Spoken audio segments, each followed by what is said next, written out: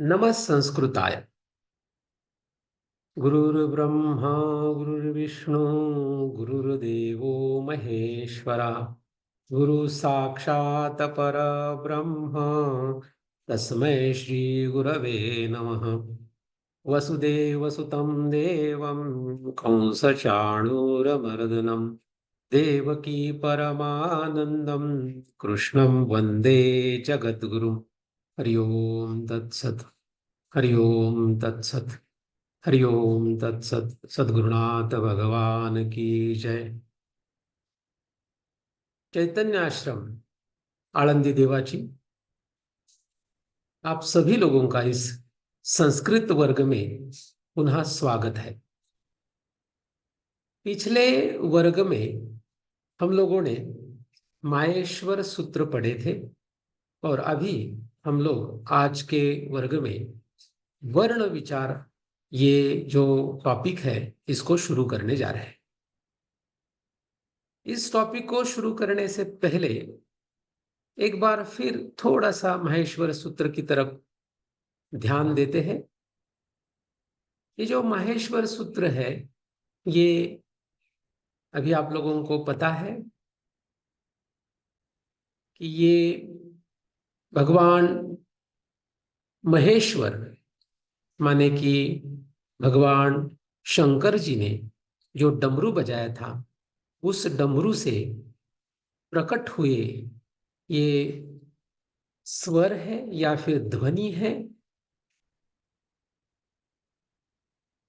और ये ध्वनि रूप होते हुए भी महर्षि पाणिनि, इन्होंने इसको अपनी शक्ति से सूत्र रूप में लिख दिया। आपको मैंने पहले बताया था कि आप लोगों को हर रोज इसको गाना चाहिए। तो फिलहाल आज भी एक बार गाते हैं और फिर आगे चलेंगे। अ ई उण ऋ ऋख ए ओंग ऐ औच हय वरट लण न्यमंगणनम झबै घड़धश जबगड़दश थफ छठ थ चट तव कपय शशसर हल। ऐसे ये आप हर रोज गाने की कोशिश करोगे तो कुछ दिन में अपने आप ये 14 सूत्र जो है आपके याद हो जाएंगे। ये जो सूत्र है, इसमें दो पार्ट है, ये आप लोगों को अभी पता चला है। पहले 4 सूत्र स्वर को दिखाते हैं और ये सभी स्वर पूर्ण मात्रा के होते हैं, तो यहाँ पे नीचे इसके हलंत लिखा नहीं जाता। आगे के जो 10 सूत्र है वो व्यंजनों के लिए है, और व्यंजन जो है वो आधे मात्रा के होने के कारण उनके नीचे ऐसे पैर मोड़ा हुआ लिखा जाता है, क्योंकि वो आधे मात्रक है। उच्चारण के लिए उनको किसी स्वर की सहायता लेनी पड़ती है। तो उच्चारण अगर आपको व्यंजनों का करना है तो आपको उसके साथ में कोई ना कोई स्वर लेना ही पड़ेगा। सिर्फ व्यंजन का उच्चारण नहीं हो सकता। तो इस कारणवश यहाँ पे जो भी वर्ण हम लोगों ने यहाँ लिखे हुए हैं, ये आप देख सकते हो कि इनके पैर मोड़े हुए नहीं है। लेकिन लास्ट वर्ण तो आपको पता है कि ये इत संज्ञक वर्ण है और इसका लोप होने वाला है। तो ये जो वर्ण है, इसमें इनका पैर मोड़ा हुआ नहीं है, क्योंकि यहाँ पे इनको हमें उच्चारण करना है, इनको गाना है। तो य यहाँ पे य प्लस अ है, माने कि ये य के साथ में यहाँ पे स्वर भी है, इसकी वजह से इसका पैर मोड़ा हुआ नहीं है। तो ये पूर्ण वर्ण यहाँ पे बन जाता है। इसका डिटेल ज्ञान जो है आपको बाद में और होगा।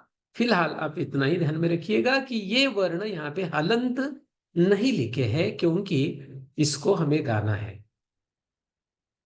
तो य व र, या फिर ह य व र, या फिर यहाँ पे ज ब ग ड़ द, ऐसे अगर आपको गाना है तो यहाँ पे पूर्ण वर्ण लिखना जरूरी है। तो ऐसे यहाँ पे पूर्ण वर्ण लिखे हैं, लेकिन एक्चुअल में ये सभी वर्ण हलंत है। तो कुछ लोग आपको बोलेंगे कि यहाँ पे ये पूर्ण वर्ण लिख दिए तो ये गलत है, यहाँ पे हलंत लिखना चाहिए। तो मैं ज्यादातर ऐसे कोशिश करता हूँ कि अलग अलग लोगों का जो अलग अलग ओपिनियन होता है, तो सभी ओपिनियन का कुछ ना कुछ कारण होता है। तो हमें किसी वाद विवाद में नहीं पड़ना चाहिए, और उसमें थोड़ा समन्वय कुछ कर सकते हैं क्या, सामंजस्य कुछ हो सकता है क्या, ये हमें ढूंढना है। तो उनको बोल सकते हैं कि हाँ ठीक है, ये बराबर है कि यहाँ पे हलंत ही होने चाहिए, लेकिन गाने के लिए हम लोगों ने यहाँ पे उसको अ के साथ में लिख दिया, तो ये पूरे वर्ण हो गए। अभी अगर हलंत वर्ण लिखेंगे, यहाँ पे सभी ये हलंत लिख दिए, तो क्या होगा? किसी को ऐसी भी शंका आ सकती है, किसी को ऐसा क्वेश्चन हो सकता है कि अगर ये य वर ह य वर ये पूरे हलंत लिख दिए ट जैसे, तो फिर ट का लोप होता है तो इनका भी लोप होना चाहिए। ऐसी किसी की शंका बन सकती है। लेकिन आपको ध्यान रखना है कि सभी सूत्र में जो अंतिम वर्ण है उसी का सिर्फ लोप होगा, बाकी के पहले के वर्ण का लोप नहीं होगा। ये हमें ध्यान में रखना है। तो हम लोगों ने ये माहेश्वर सूत्र पढ़ने की कोशिश की, अच्छे से उसको समझने की कोशिश की। इससे भी ज्यादा इसका ज्ञान हो सकता है, लेकिन फिलहाल हम लोगों को जितना जरूरी है हम लोग उसकी तरफ गए थे और उतना हमने समझने की कोशिश की। अभी आगे हम चलेंगे वर्ण की तरफ।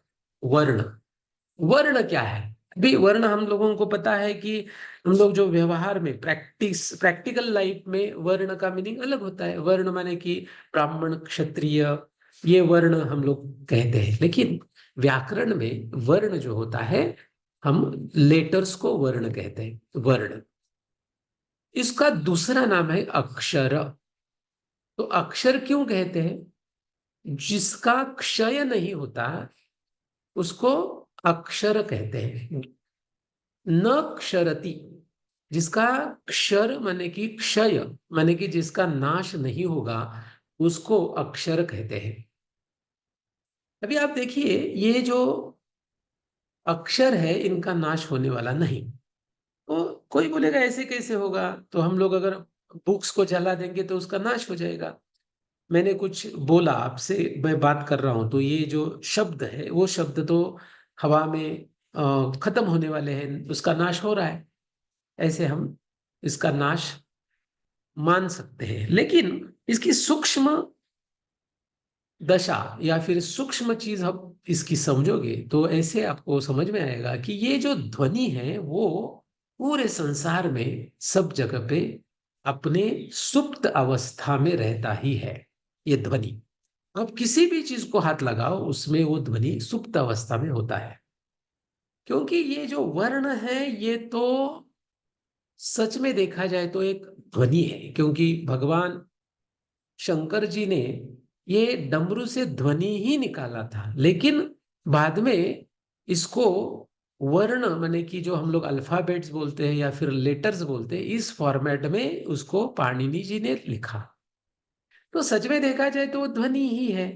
तो ध्वनि इस संसार से कभी भी जाएगा नहीं। और हमारी हिंदी संस्कृति जो हम लोग मानते हैं, माने कि हिंदू संस्कृति में ये पूरा जो विश्व है वो ध्वनि से आया है। ओमकार ध्वनि से ये पूरा विश्व बना है, ऐसे हम लोग मानते हैं। और प्रैक्टिकली भी आप देखोगे तो किसी भी चीज को आप हाथ लगाइए तो उसकी जो हाथ लगाने के बाद, जैसे कि मैंने अभी इस टेबल के ऊपर ऐसे हाथ पटका, तो आपको कुछ आवाज आई होगी, तो ये ध्वनि है। जैसे मैंने दूसरी किसी चीज के ऊपर हाथ, हाथ के ऊपर हाथ हम लोग अगर मारते हैं जैसे, तो ये हम इसको मराठी में ताली बोलते हैं। ताली, तालियां बजाना। तो ये ताली जो है ये भी क्या है? एक ध्वनि है। तो ध्वनि मात्र ही पूरा जगत में है। किसी भी चीज में एक सुप्त अवस्था में ध्वनि रहता है, तो ये ध्वनि कभी भी नष्ट नहीं होगा। पूरे जगत में ये ध्वनि है। दूसरी चीज, ये जो संसार है ये बना है पंच महाभूतों से, और सबसे पहला महाभूत होता है आकाश। आकाश से फिर वायु, वायु से फिर तेज, तेज से फिर जल, और जल से फिर पृथ्वी, ऐसे ये महाभूत बने हैं। तो आप देखोगे कि ये जो सबसे पहले वाला महाभूत है, माने कि तत्व है, उस तत्व का शब्द ये गुण है। आकाश का शब्द ये गुण है। तो सबसे पहले आकाश तत्व, और सबसे पहले आकाश तत्व का गुण ध्वनि है, माने कि वो शब्द गुण है। तो आकाश में जो शब्द गुण है वो हम लोग जो ये अल्फाबेट्स देखते हैं उस फॉर्मेट में नहीं है, तो वो ध्वनि के ही फॉर्मेट में है। तो आकाश से बना हुआ सब कुछ, और फिर ध्वनि से ही बना सब कुछ, ऐसे हम इसको सोच सकते हैं। तो उसका कभी भी नाश नहीं होगा, इसकी वजह से हम इसको अक्षर कह सकते हैं। थोड़ा सा मैंने इसके बारे में थोड़ा ज्यादा बोलने की कोशिश की। वापस हम लोग अपने विषय की तरफ आते हैं। ये जो वर्ण और अक्षर है, इनको हम लोग लेटर्स अंग्रेजी में कहते हैं, या फिर अल्फाबेट्स भी कहा जाता है। अभी इन वर्ण और अक्षर का ये आप देखोगे कि स्थूल रूप है। मैंने यहाँ पे जो भी लिखा है ये आप लोग समझ पा रहे हो, क्योंकि ये जो वर्ण मैंने लिखे हैं, ये वर्ण माने है क्या? ये चिन्ह है। जैसे कि यहाँ पे मैंने भ लिखा है, तो भ एक किस्म का चिन्ह है। यहाँ पे ऊ लिखा है, तो ये ऊ भी क्या है? चिन्ह है। तो ये सभी चिन्ह जो मैंने लिखे, ये देवनागरी लिपि बोलते हैं इसको। तो ये देवनागरी में है, इसकी वजह से आपको समझ में आ रहा है। यहाँ पे मैंने ऊपर लेटर्स लिखा है, ये भी क्या है? चिन्ह है। तो ये इंग्लिश लैंग्वेज के चिन्ह है। तो लैंग्वेज बदलेगी तो उसकी लिपि जो है वो बदलेगी। तो ये देवनागरी में ऐसे लिखेंगे, इंग्लिश में ऐसे लिखेंगे। लेकिन इसको गाओगे, आप इसको बोलोगे तो लेटर्स ऐसे कहोगे, इसको बोलोगे तो बोलोगे उच्चारण। तो लेटर्स या उच्चारण, इसको अगर आप समझोगे तो दोनों भी ध्वनि ही है। अगर आपको वो लिपि पता है तो आप उसको समझोगे। आप उस लिपि को नहीं जानते तो आपको सिर्फ ध्वनि लगेगा। जैसे फॉर एग्जाम्पल कोई जर्मन लैंग्वेज है। अभी जर्मन लैंग्वेज में कोई बातें कर रहे हैं दो लोग, और हम लोगों को तो जर्मन लैंग्वेज का कुछ भी पता नहीं। तो उन दोनों की बातें जो है हमको कुछ समझ में नहीं आएगी, सिर्फ हमको वो ध्वनि लगेगी, हमको ध्वनि सुनाई देगी। हमको वो भाषा समझ में नहीं आएगी, क्योंकि उसकी जो लिपि है ये हम समझते नहीं है, लेकिन ध्वनि तो आपको सुनाई देगी ही। तो ये जो ध्वनि जो है वही वर्ण है, वही अक्षर है। लेकिन अलग अलग मनुष्य जातियों ने अपने अपने तरीके से अपने अपने लिपि को निर्मित किया है, उसका निर्माण हुआ है।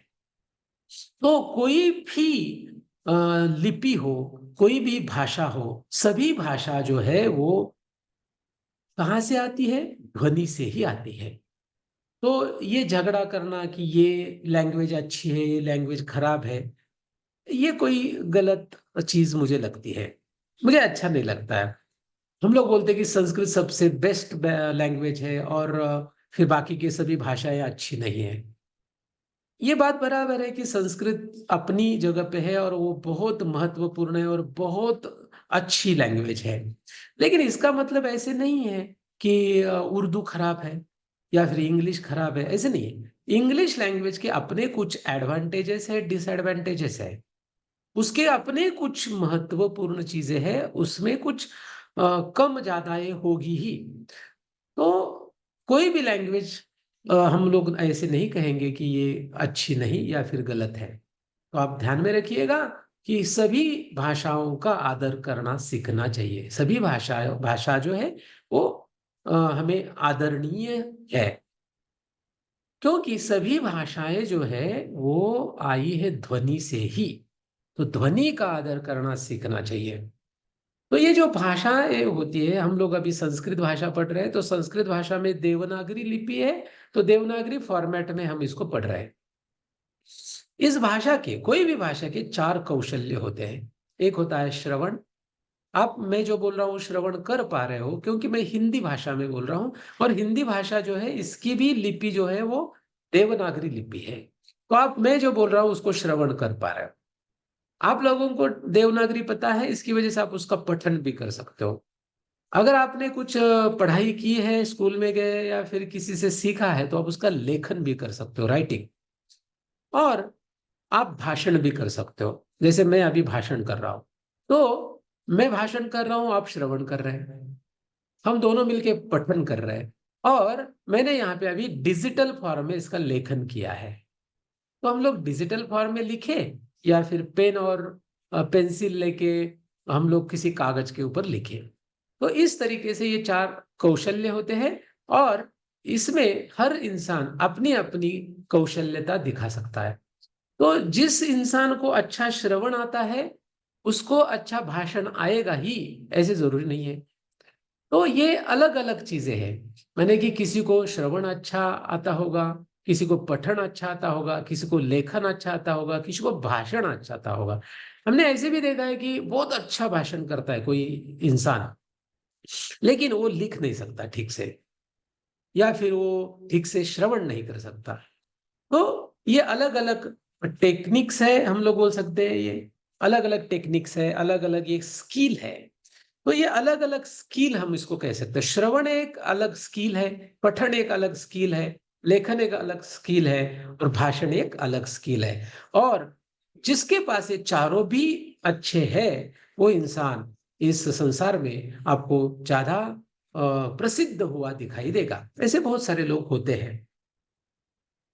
अभी हर जो वर्ण है, इसको जब हम लोग उच्चारण करेंगे तब उसका कुछ समय होगा। तो वो जो समय है, वो समय को समझने की जरूरत है।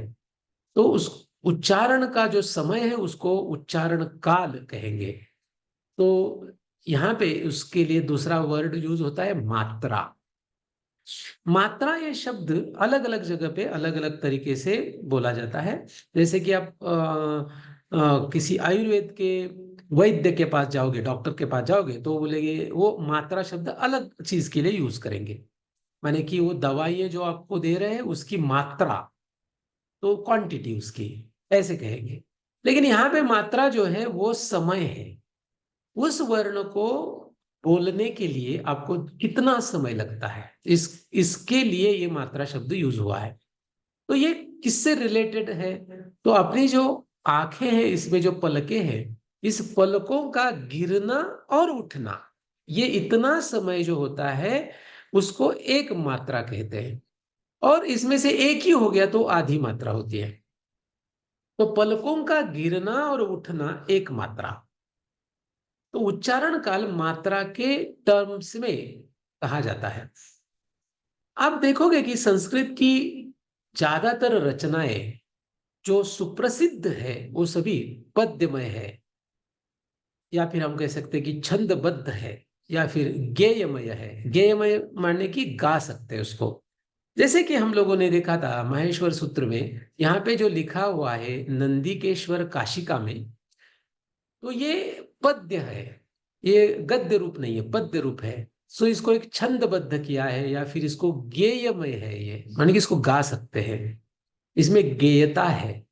जैसे हमने गाया था, इसको कोशिश की थी, नृत्तावसाने नटराज राजो ननाद ढक्काम नव पंचवारम। तो हमने ये ऐसा गाया।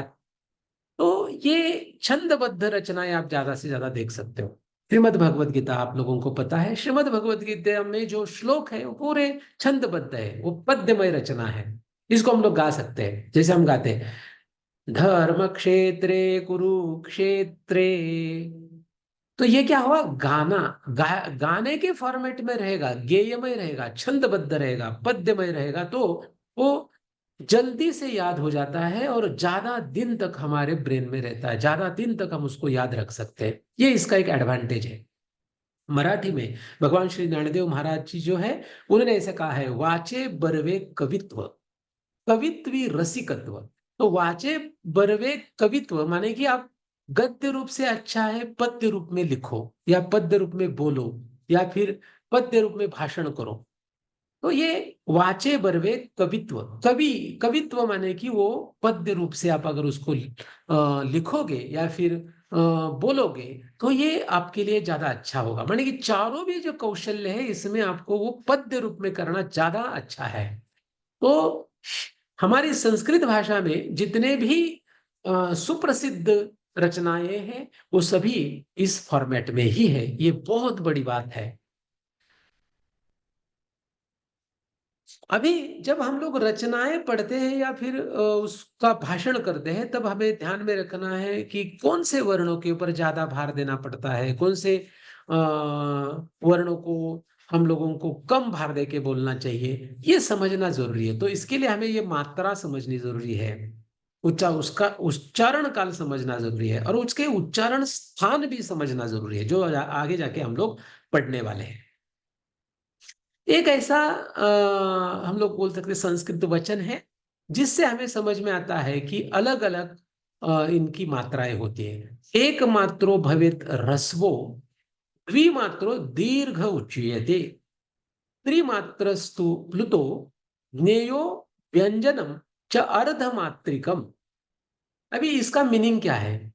इसका मीनिंग ऐसा है कि रस्व, दीर्घ और प्लुत ये तीन मात्रा के फॉर्मेट हो गए। कोई भी वर्ण होगा तो वो कैसे होगा? एक तो ह्रस्व हो सकता है, दीर्घ हो सकता है और प्लुत हो सकता है।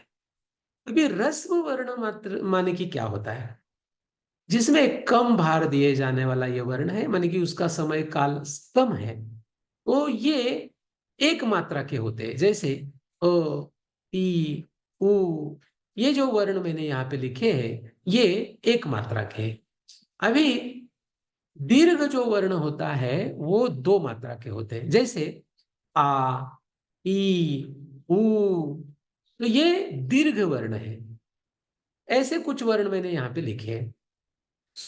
और इससे भी ज्यादा माने कि तीन मात्रा के भी वर्ण होते हैं जो ज्यादातर हम लोगों को पता नहीं है।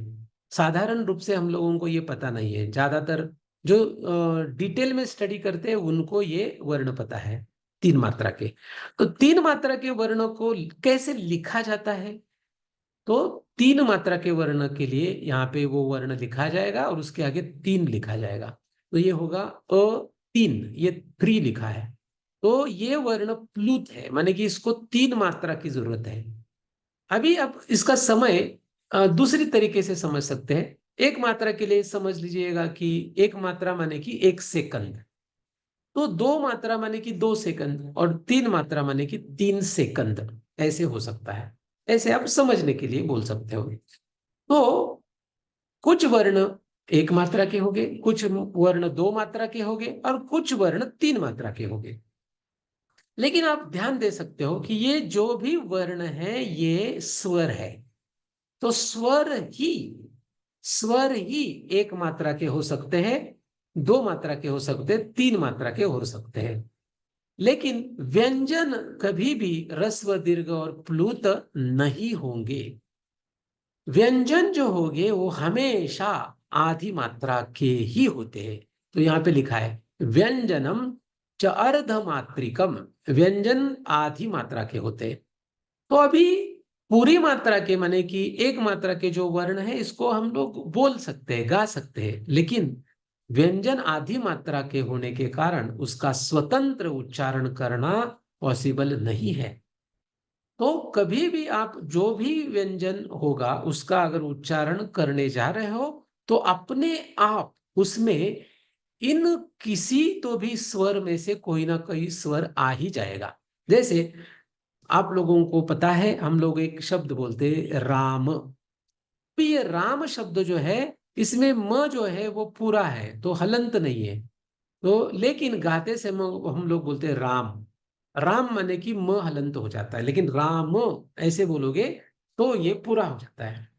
तो म के पहले रा है, इसकी वजह से हम राम ठीक से बोल सकते हैं। लेकिन सिर्फ म अगर आपको बोलना है तो म व्यंजन है। म व्यंजन है, इसकी वजह से वो आधी मात्रा का है। तो सिर्फ म कभी भी नहीं होता है। तो मैं अगर बोल रहा हूं म तो आप बोलोगे आपने तो अभी गाया म, लेकिन आप थोड़ा सा ध्यान देंगे तो आपको समझ में आएगा कि मैंने जो म बोला उसमें अपने आप अ अंतिम में आ गया म, तो म में अपने आप आगे अ आया है, यानी कि अ ये जो स्वर है इसके अंदर आ गया। तो स्वतंत्र उच्चारण करना पॉसिबल नहीं है, ये हम लोगों को ध्यान देना है। इसके बारे में आगे जाके और आपका ध्यान जाएगा और आपको और ज्यादा अच्छी तरीके से समझ में आएगा, क्योंकि हम लोग उच्चारण स्थान और उच्चारण पढ़ने वाले हैं। तो यहाँ पे मैंने इस टेबल में लिख दिया कि स्वर ही सिर्फ क्या हो गए, ह्रस्व दीर्घ और प्लुत हो गए। तो हम लोगों ने माहेश्वर सूत्र में 9 स्वर देखे थे, अ ई उण, ऋ लृ क, ए ओंग, ऐ औ च। तो ये जो स्वर हम लोगों ने यहाँ पे लिखे हैं वो माहेश्वर सूत्र के स्वर लिखे हैं। अभी ये जो सूत्र है, पहला सूत्र अ ई उ, इसमें से 3 ऋ लृ क, इसमें से ये 2, और फिर आगे जो 2 सूत्र है ए ओ तीसरा सूत्र, ऐ औ ये चौथे सूत्र में से। इसमें से पहले जो ये 4 वर्ण है अ ई उ रु, ये ह्रस्व भी होते हैं, दीर्घ भी होते हैं और प्लुत भी होते हैं। लेकिन जो ये 5वां वर्ण है लृ, ये लृ वर्ण जो है ये ह्रस्व होता है, प्लुत होता है, लेकिन दीर्घ नहीं होता। संस्कृत भाषा में लृ कभी भी दीर्घ नहीं होगा, ये ध्यान में आपको रखना है। हिंदी भाषा में, मराठी भाषा में, या फिर कुछ अलग जो देवनागरी लिपि फॉलो करते हैं उन भाषाओं में शायद ये लृ दीर्घ हो सकता है। मैं उस बारे में इतना जानता नहीं हूं, या फिर अभी हम लोगों को वो अलग भाषा नहीं पढ़नी है, इसकी वजह से मैं उनके बारे में नहीं बोलूंगा। संस्कृत भाषा में लृ कभी भी दीर्घ नहीं होगा। उसके आगे जो ए ओ ऐ औ ये वर्ण है, इनका कभी भी ह्रस्व नहीं होगा, इनके हमेशा दीर्घ या ही प्लुत ही होंगे। ये ऐसा क्यों होगा, ये आगे जाके आपको समझ में आएगा, लेकिन फिलहाल मैं आपको थोड़ी सी इंफॉर्मेशन देता हूं।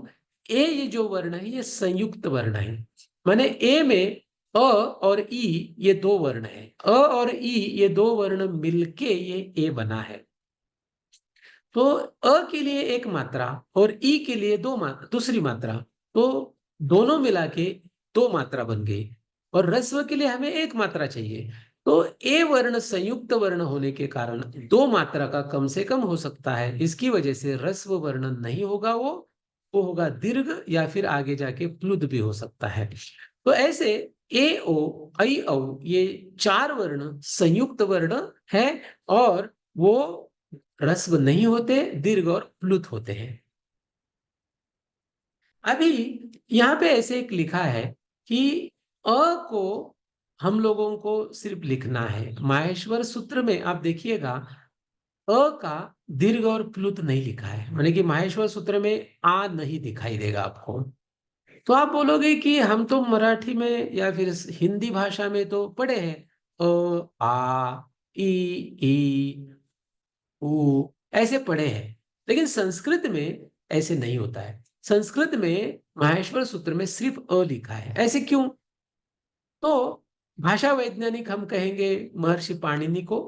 तो महर्षि पाणिनि ये जो भाषा वैज्ञानिक है, इन्होंने ऐसे कहा है कि अ को आपको सिर्फ एक ही लिखना है। जैसे कि आ, हम ऐसे कह सकते हैं कि रस्व माने कि बच्चा, वही बच्चा बढ़ गया माने कि वो तरुण बन गया, यंग बन गया तो हो गया दीर्घ, और वही बच्चा फिर बूढ़ा हो गया तो हो गया प्लुत। ऐसे हम कह सकते हैं जस्ट समझने के लिए। तो एक ही बच्चा है, वो अलग अलग बच्चा नहीं है, वो अलग अलग इंसान नहीं है। तो बच्चा जब है तब रस्व, वो यंग बन गया तो ये हो गया दीर्घ, और बूढ़ा हो गया तो हो गया प्लुत। तो अ को आप लोगों को अलग अलग लिखने की जरूरत नहीं, एक ही अ को हम लोग अ फिर उसको अलग कुछ लिख के दीर्घ ऐसा नहीं लिखेंगे। तो लिखना है तो अ का ही आपको पता है, अ को आ कहेंगे। तो आ माने कि अ का दीर्घ है। तो ये बात हम लोगों को यहाँ पे संस्कृत में थोड़ी ध्यान देनी होगी। आगे जाके अपने आप आपको ये ध्यान में आ ही जाएगी, लेकिन फिलहाल आप लोग इसकी तरफ गौर कर सकते हैं। अभी ये जो अ है, सिर्फ एक अ की बात नहीं कर रहे, हम सभी स्वरों की बात कर रहे हैं। तो ये अ जो होता है वो 18 प्रकार के, 18 टाइप्स, 18 भेद, इनका प्रतिनिधित्व करता है ये अ। तो माने कि अ के आगे जाके 18 भेद हो गए, 18 प्रकार हो गए। आप सोच सकते हो कि 18 उसके प्रकार है, तो यहाँ पे हम लोग 18 अ नहीं लिख सकते। तो पाणिनि कितने क्लेवर है, आप सोच सकते हो। उन्होंने अ के 18 भेद को यहाँ पे लिखा नहीं है, अ के सिर्फ एक ही मूल मूल स्वरूप को लिखा है। तो ये मूल स्वर है, रूट स्वर बोल सकते हैं इसको आप। तो अ के 18 प्रकार हो गए, लेकिन यहाँ पे ये जो अ लिखा है वो 18 अ का प्रतिनिधित्व कर रहा है, रिप्रेजेंट कर रहा है उसको। माने कि मैंने अगर अ लिखा तो इसका मीनिंग हो गया, माने कि पाणिनि ऋषि ने जो माहेश्वर सूत्र में अ लिख दिया, उसका मीनिंग है कि वो 18 प्रकार के अ के प्रतिनिधित्व करने वाला अ है। तो वैसे ही ई का भी है। तो ई क्या करता है, ई के 18 प्रकार के ई का प्रतिनिधित्व करता है। इस तरीके से आप देख सकते हो कि उ भी और रु भी 18 प्रकार के उन वर्णों का प्रतिनिधित्व कर रहा है। ऐसे ही बाकी के होंगे, लेकिन ये रु जो होगा वो 18 नहीं 12 प्रकार के वो रु का प्रतिनिधित्व करेगा। इसके बारे में हम लोग आगे इसी प्रकरण में पढ़ने वाले हैं। तो सभी वर्णों के बारे में आपको थोड़ा सा मैंने अभी यहाँ पे बताया। आप प्लुत का कभी ऐसे देखे होंगे कि ये ओम जो होता है, ओम आपने देखा होगा कि ये एग्जाम्पल करके लिए मैंने यहाँ पे लिखा है। आपने देखा होगा कि ओम का एक चिन्ह होता है, सब लोगों को पता है, लेकिन मैंने यहाँ पे वो चिन्ह नहीं लिखा। मैंने क्या लिख दिया, ओ उसके बाद 3 लिख दिया और फिर लिख दिया म हलंत। तो एक्चुअल में ओम ऐसे होता है, माने कि ओ की ओ जो है वो प्लुत है, प्लुत ओ। ओ माने कि यहाँ पे ये संयुक्त वर्ण है, तो ये ओ प्लुत है, माने कि उसकी 3 मात्रा होती है। और म जो है वो हलंत है। तो यहाँ से हमें समझ में आ सकता है कि ओम जब हम लोग गाते हैं तो ओ को, जैसे कि एग्जाम्पल करने के लिए मैं बोल रहा हूं, ओ को 3 सेकंड अगर गाओगे तो म को आधा सेकंड ही गाना है। तो जैसे कि ओम, ऐसे गाना है आपको। अभी जब हम लोग कोई योगासन करेंगे, या फिर योग बोलते हैं हम उसको, योगा ये गलत वर्ड है। योगा लोग यूज करते हैं वर्ड, लेकिन वो अभी क्या है, इंग्लिश लैंग्वेज में जो लोग पढ़ते हैं या फिर इंग्लिश जानने वाले लोग हैं, योग को योगा बोलते हैं। तो योग शास्त्र में आप अगर कुछ प्रैक्टिस कर रहे हो, कुछ आसनों की प्रैक्टिस कर रहे हो, कुछ ध्यान की प्रैक्टिस कर रहे हो, तो आपने ओम का उच्चारण बहुत बार किया होगा, या फिर आपने कभी कोई ऐसे उच्चारण करने वाले लोगों को सुना होगा। तो जो इनकी ओम की प्रैक्टिस करते हैं, ओम का जप करते हैं, तो वो लोग ओम का जो उच्चारण करेंगे वो अपने अपने तरीके से करेंगे। मैंने कि उनका कुछ रीजन होगा, उनका कुछ अपनी तपस्या होगी, उस कारण वो लोग ओम का वैसे उच्चारण करेंगे। लेकिन मैं अभी बात कर रहा हूं व्याकरण की। तो व्याकरण में आप अगर देखोगे तो व्याकरण में ओम जो होता है ओ प्लुत और म हलंत होता है। तो इसका उच्चारण होगा ओ 3 सेकंड के लिए और म आधे सेकंड के लिए। भी सेकंड माने कि आपको समझने के लिए मैं बोल रहा हूं, माने कि वो क्या है, ओ को 3 मात्रा में आपको गाना है और म को आधी मात्रा में गाना है, ऐसा इसका मीनिंग है। अभी हम लोग आगे चलेंगे। वर्ण जो है वो 3 प्रकार के होते हैं। एक्चुअली वर्ण जो होते हैं, वैसे देखा जाए तो 2 ही प्रकार के हैं। मैंने लेकिन यहाँ पे तीसरा भी प्रकार लिखा है जो कि वर्ण एक्चुअल में नहीं है। तो वर्ण के 2 प्रकार हैं सच में देखा जाए, लेकिन यहाँ पे तीसरा जो मैंने लिखा है उसको भी मैं एक्सप्लेन करूंगा। अभी पहले देखते हैं कि वर्ण का प्रकार होता है स्वर। स्वर को ही अच कहते हैं। अच क्यों कहेंगे, ये प्रत्याहार पढ़ते समय समझ में आएगा। व्यंजन जो होता है ये दूसरा उसका प्रकार है, टाइप है। इसको प्रत्याहार में हल कहते हैं। तो भी स्वर और व्यंजन को हम लोग थोड़ा सा समझने की कोशिश करेंगे। स्वर को अंग्रेजी में वोवेल्स कहते हैं और व्यंजन को कॉन्सोनेंट्स कहते हैं। अभी स्वर के बारे में एक वचन ऐसा दिखाई देगा आपको, स्वयं राजन्ते इति स्वराहा। स्वयं राजन्ते, जो खुद राजा की तरह है और राज्य करते हैं।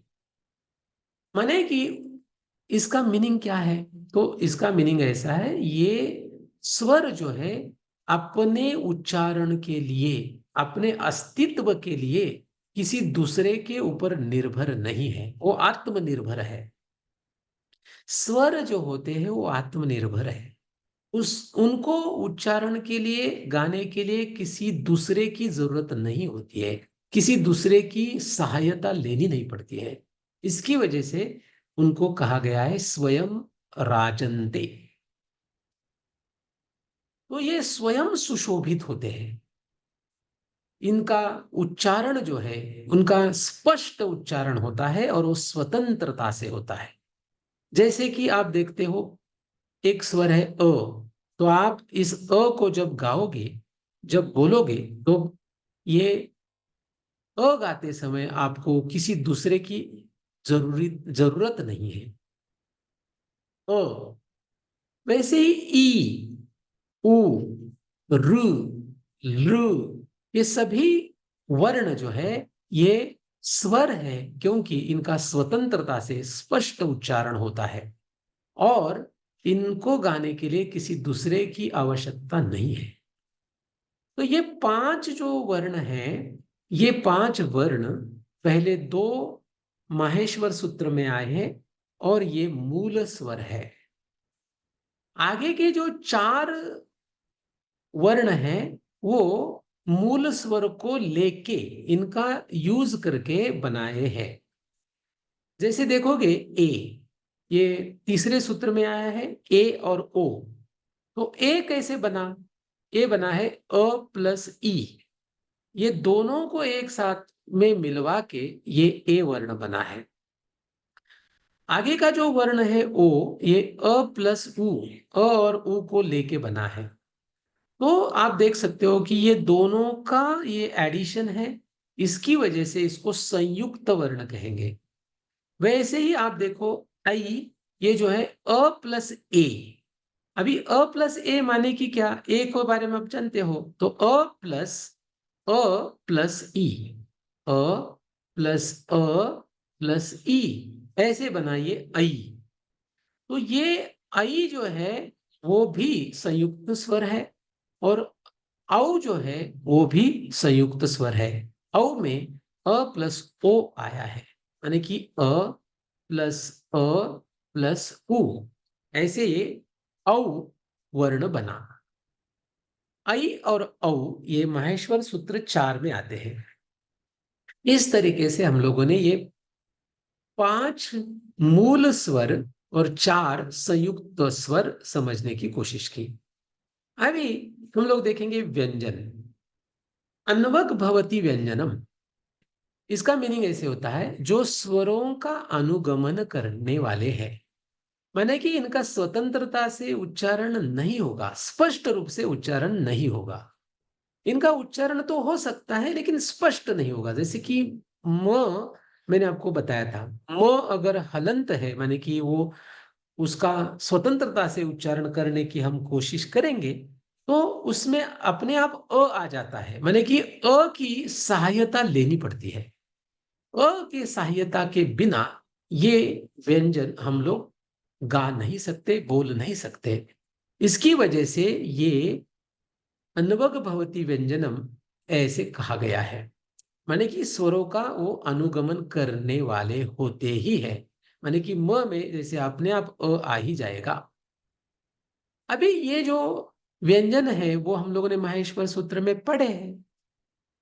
5वां सूत्र वहां से लेके 14वें सूत्र तक आप देखोगे ये व्यंजन लिखे हैं और उसके बारे में अब मैंने आपको पूरा डिटेल में लास्ट में हम लोगों ने जो पढ़ा था वर्ग, जो लास्ट का हमारा था, उसमें हमने देखा है कि 33 ये व्यंजन है। अभी इस 33 व्यंजनों में स्पर्श वर्ग के 25 है, अंतस्थ वर्ण 4 है और ऊष्म वर्ण 4 है। ये भी मैंने आपको यहाँ पे दिखाया था। जैसे कि आप देखोगे अंतस्थ वर्ण ह य व र ल ये 4 है और ऊष्म वर्ण है श श स ह ये 4 है। तो ये हो गए 4 + 4 8, और स्पर्श वर्ग में बाकी के 5 5 5 5 और 5 ऐसे 25 माने कि 25। सो 25 + 4 + 4 ऐसे ये बन गए 33। 25 + 4 + 4 25 + 4 + 4 33। तो स्पर्श वर्ग वर्ण जो है वो क से लेके म तक होते हैं, ये हम लोगों को अभी डिटेल में देखना है। और अंतस्थ वर्ण यवरल है और ऊष्म वर्ण श श स ह है। यहाँ पे मैंने इसको हलंत लिख दिया है, लेकिन सूत्र में मैंने इसको हलंत नहीं लिखा था। ज्यादातर आप इंटरनेट पे भी ढूंढोगे तो आपको वहां पे हलंत नहीं दिखाई देगा सूत्र में।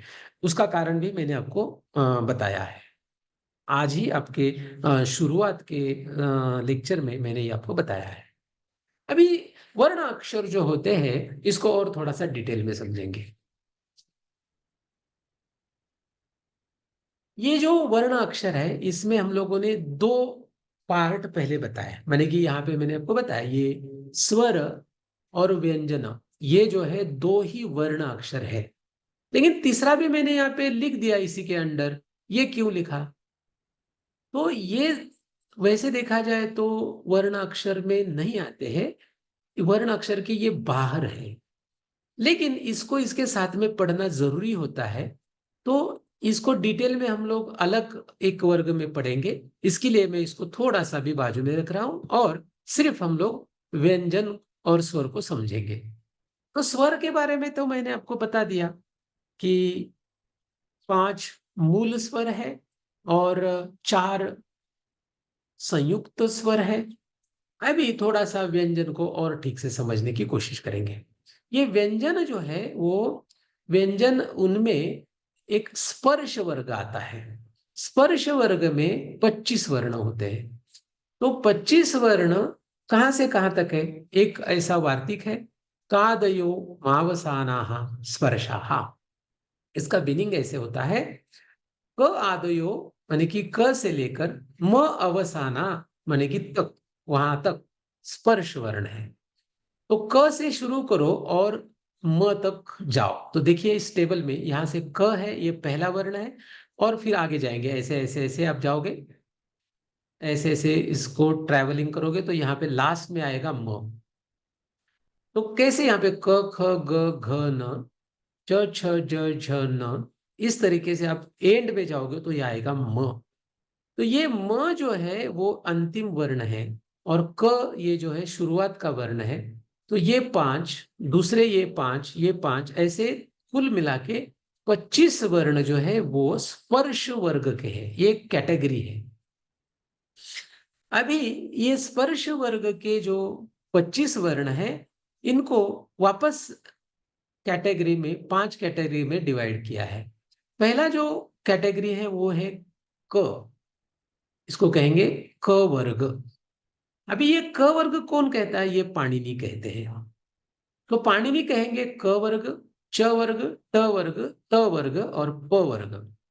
क वर्ग में 5 वर्ण आएंगे, क ख ग घ और ये न।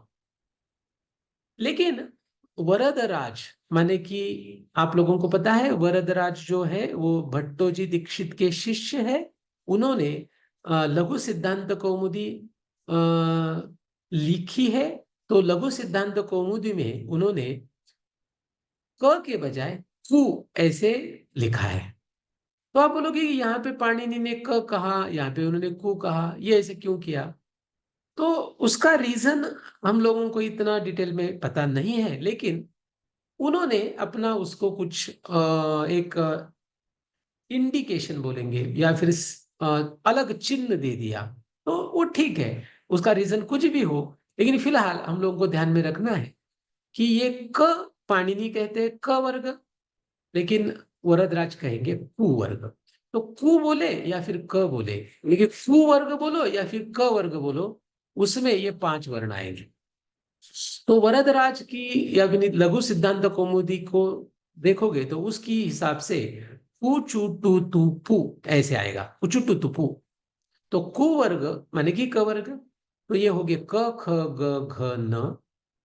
चू माने कि च वर्ग, चू वर्ग या फिर च वर्ग, ये हो गए च ध ज झ न। अभी देखिए मैं यहाँ पे भी न गाया हूं, बोला हूं, यहाँ पे भी न बोला हूं। तो मैंने आपको पहले बताया था कि 4 प्रकार के न होते हैं। तो जो क वर्ग का अंतिम अक्षर है, पंचम अक्षर, ये 5वां अक्षर है, ये च वर्ग का 5वां अक्षर, ट वर्ग का 5वां अक्षर और त वर्ग का 5वां अक्षर, ये चारों भी न है। तो ये न जो क वर्ग का है वो कंठ से आता है, ये च वर्ग का न तालु से आता है, और ट वर्ग का न जो है वो मूर्धा से आता है, और त वर्ग का न दंत से आता है। ऐसे ये 4 न है। इसके उच्चारण कैसे करने हैं, वापस हम लोग उच्चारण का जो एक अलग वर्ग लेंगे, उसमें ज्यादा डिटेल में पढ़ेंगे। और ये 5वां जो प वर्ग है, इसका जो अंतिम पंचम अक्षर है वो म है। आप देखोगे कि इस टेबुलर फॉर्म में इसको लिखने की वजह से आप समझ सकते हो कि प्रथम अक्षर क वर्ग का क, च वर्ग का च, ट वर्ग का ट, त वर्ग का त, प वर्ग का प। वैसे ही द्वितीय अक्षर देखोगे क वर्ग का ख, च वर्ग का छ, ट वर्ग का ठ, त वर्ग का थ और प वर्ग का फ। ऐसे हम लोग हर वर्ग का कोई भी अक्षर ढूंढ सकते हैं। प्रथम अक्षर ट वर्ग ट, चतुर्थाक्षर त वर्ग ध। तो प्रथमाक्षर, द्वितीयाक्षर, तृतीयाक्षर, चतुर्थाक्षर, पंचमाक्षर, तो ये हम लोगों ने सूत्र में भी लिखा था। ये जो टेबल मैंने बताया था, यहाँ पे मैंने लिखा था पंचमाक्षर, चतुर्थाक्षर, तृतीयाक्षर ऐसे। तो यहां से इस टेबल से आपको ये और स्पष्ट होता होगा। तो आप देखिएगा कि क वर्ग जो होता है वो कंठ से इसका उच्चारण होगा। उच्चारण स्थान जो है इन वर्णों का, इन 5 वर्णों का, वो कंठ है। कंठ से ये वर्ण आते हैं, इसकी वजह से इनको कंठ्य वर्ण कहते हैं। तो क वर्ग के 5 वर्ण कंठ्य वर्ण है। अंग्रेजी में इसको गटरल्स कहते हैं और कंठ को थ्रोट कहा जाता है।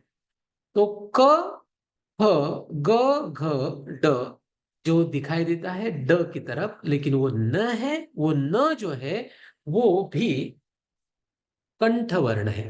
तो ये पहले 5 वर्ण क वर्ग के आप जो अभी देख रहे हो वो कंठ से आते हैं। ऐसे ही च वर्ग के जो 5 वर्ण हैं वो तालु माने कि पैलेट से आते हैं, इनको तालव्य वर्ण कहते हैं। ट वर्ग के 5 वर्ण मूर्धा से माने कि हेड, मूर्धा से आते हैं, उसको मूर्धन्य कहते हैं, सेरेब्रल्स ऐसे इनको अंग्रेजी में कहते हैं। त वर्ग के 5 वर्ण दंत का यूज करके आते हैं, टीथ का यूज होता है इसमें, इनको दंत्य वर्ण डेंटल्स कहते हैं। और 5वां जो वर्ग है व वर्ग, इनके 5 वर्ण लिप्स का यूज माने कि ओष्ठ का यूज होता है, इसको ओष्ठ्य वर्ण कहते हैं, लेबियल्स इसको, ऐसा इसको इंग्लिश में कहते हैं।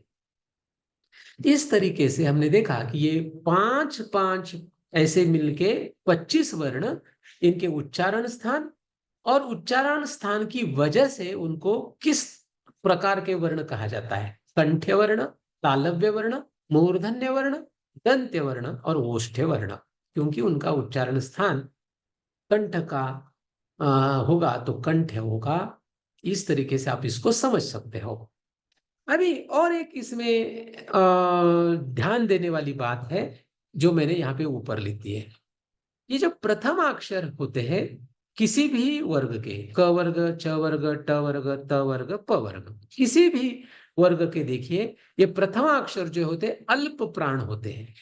अल्प प्राण का मीनिंग क्या है, इसको बोलने के लिए आपको ज्यादा प्राण माने कि ये जो हम लोग श्वास लेते हैं या फिर हम लोग जो उच्छ्वास करते हैं, इसको प्राण कहेंगे हम लोग।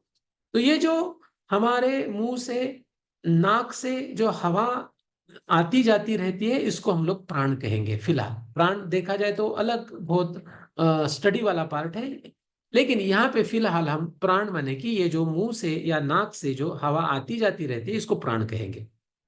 तो ये प्रथम अक्षर जो है, इनके लिए जो प्राण माने कि हवा, इसका यूज होता है वो बहुत कम होता है, इसकी वजह से इसको अल्प प्राण कहते हैं। द्वितीय अक्षर में अब देखोगे तो ये वर्ण सभी वर्ग के क छ ट त प, ये पांचों वर्ग के द्वितीय अक्षर को गाने के लिए आपको ज्यादा वायु लगेगी, ज्यादा हवा लगेगी, ज्यादा प्राण लगेगा, इसकी वजह से ये महाप्राण है। तृतीय अक्षर के लिए आपको कम लगेगी हवा, ये अल्प प्राण है। चतुर्थ अक्षर के लिए ज्यादा हवा लगेगी, इसके लिए महाप्राण है।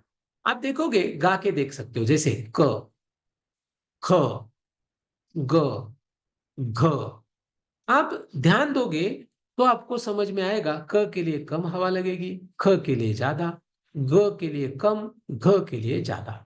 वैसे ही बाकी का भी है, च, छ, ज, झ, त, थ, ड, ढ, त, थ, द, ध, प, ह, ब, थ।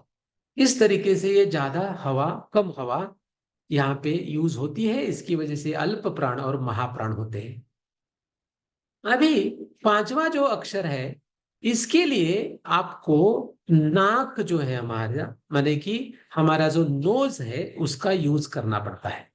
और उसकी वजह से इन पांचों वर्णों को, पांच वर्ग के पंचम अक्षर को हम लोग अनुनासिक कहते हैं। अनुनासिक का मीनिंग होता है, इनका उच्चारण करते समय आपको नोज माने कि नाक, इसका यूज करना चाहिए। जैसे ये होता है क, ख, ग, घ, ङ, ङ।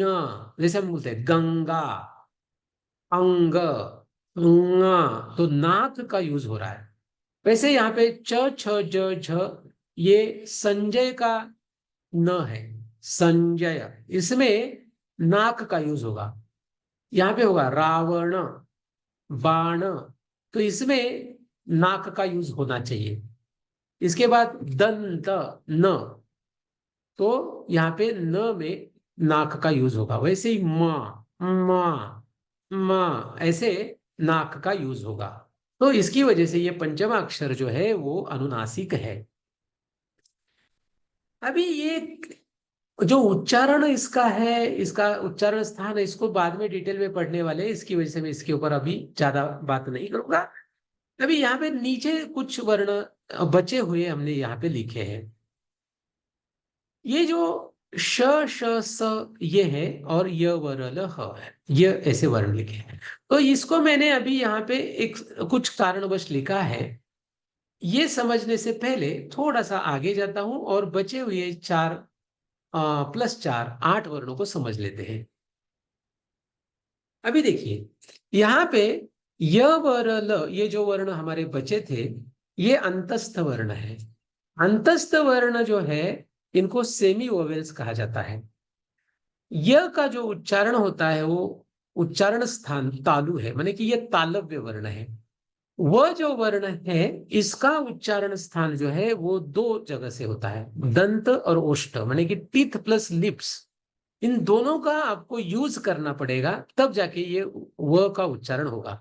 आप इसको गा के देख सकते हो, व में दांत और ओठ, होठ हम लोग बोलते हैं इसको, तो ये दोनों टीथ प्लस लिप्स, ये दोनों का यूज होगा। र जो वर्ण है, इसके लिए मूर्धा का यूज होगा। ल में दांत का यूज होगा। य, व, र, ल।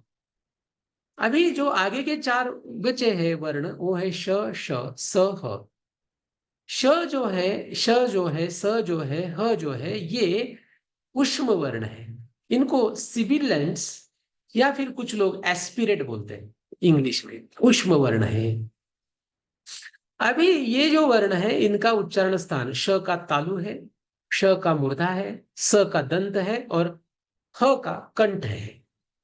इस तरीके से हमने ये 4+4 प्लस यहाँ पे ये 25 ऐसे 33 वर्ण देखे, इनका उच्चारण स्थान देखा और इनको उच्चारण की स्थान की वजह से उनको क्या कहते हैं, जैसे ये कंठ की वजह से इसको कंठ्य वर्ण कहते हैं, वैसे देखा हम लोगों ने। अभी और एक चीज हमें बाद में बहुत जरूरी पड़ती है, वो होता है कठोर व्यंजन और मृदु व्यंजन। कठोर व्यंजन क्या होता है और मृदु व्यंजन क्या होता है, कौन से व्यंजन कठोर है और कौन से व्यंजन मृदु है। तो इनको इंग्लिश में हार्ड कॉन्सोनेंट्स और सॉफ्ट कॉन्सोनेंट कहते हैं। तो आप देखो प्रथम अक्षर और द्वितीय अक्षर ये जो 5+5 ये 10 वर्ण है, प्लस श श स ये जो उष्म वर्ण है, ये कठोर व्यंजन के कैटेगरी में आते हैं। ये कठोर व्यंजन आपको ध्यान में रखने पड़ेंगे कि ये कौन कौन से वर्ण है, प्रथमाक्षर, द्वितीयाक्षर प्लस उष्म वर्ण के 3 वर्ण श श स, ये हार्ड कॉन्सोनेंट्स माने कि कठोर व्यंजन इस कैटेगरी में आते हैं। अभी मृदु व्यंजन माने कि सॉफ्ट कॉन्सोनेंट्स कौन से है, तृतीयाक्षर, स्पर्श वर्ग का तृतीयाक्षर, चतुर्थाक्षर, पंचमाक्षर, ये 15 प्लस अंतस्थ वर्ण 4 और उष्म वर्ण का एक बचा हुआ वर्ण ह। तो य व र ल और ह ये 5 वर्ण माने कि ये 15+5 ऐसे 20 वर्ण मृदु व्यंजन है। तो आपने देखा ये 13 प्लस ये 20 ऐसे 33 वर्ण हम लोगों ने यहाँ पे पढ़े। अलग अलग इनके बारे में जानकारी हम लोगों ने यहाँ पे लेने की कोशिश की, हमने इनको समझने की कोशिश की। तो इस तरीके से मैंने आपको वर्ण के बारे में कुछ इंफॉर्मेशन दी है। वर्ण होते हैं 2 प्रकार के, एक होता है स्वर, एक होता है व्यंजन। स्वर माने कि क्या ये हमने थोड़ा सा समझने की कोशिश की, व्यंजन माने कि क्या ये भी समझने की कोशिश की। उनको अलग अलग कैटेगरी में कैसे डिवाइड करते हैं ये भी हम लोगों ने यहाँ पे समझने की कोशिश की। अभी आगे जो टॉपिक है वो बचता है अयोगवाह, माने कि ये जो सी मैंने लिखा है यहाँ पे सी। तो इस अयोगवाह में 4 कैटेगरी है, 4 प्रकार है, 4 भेद है, अनुस्वार, विसर्ग, जिह्वामूलीय और उपदमानीय। तो ये एक अलग टॉपिक है, इसकी वजह से हम लोग इसको आगे के वर्ग में पढ़ेंगे।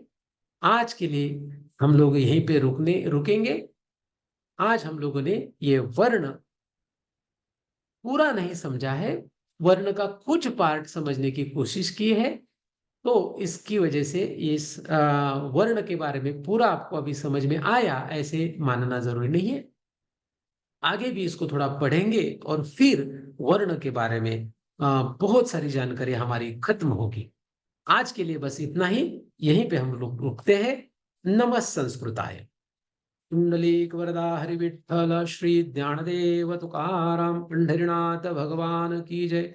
मौली ज्ञानेश्वर महाराज की जय। जगत गुरु तुकाराम महाराज की जय। सद्गुरुनाथ भगवान की जय।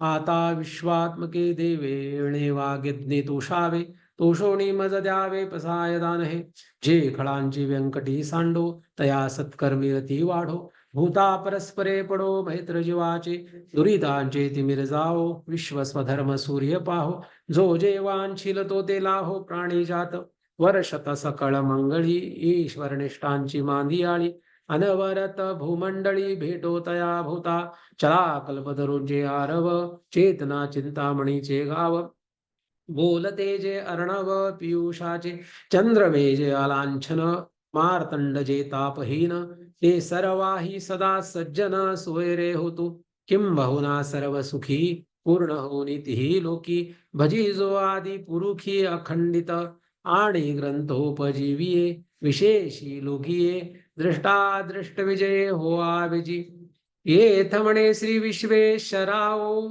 हा होईल दान पसाओ वेळेवरे ज्ञानदेव सुखिया झाला, वेळेवरे ज्ञानदेव सुखिया झाला, वेळेवरे ज्ञानदेव सुखिया झाला. सद्गुरुनाथ भगवान की जय.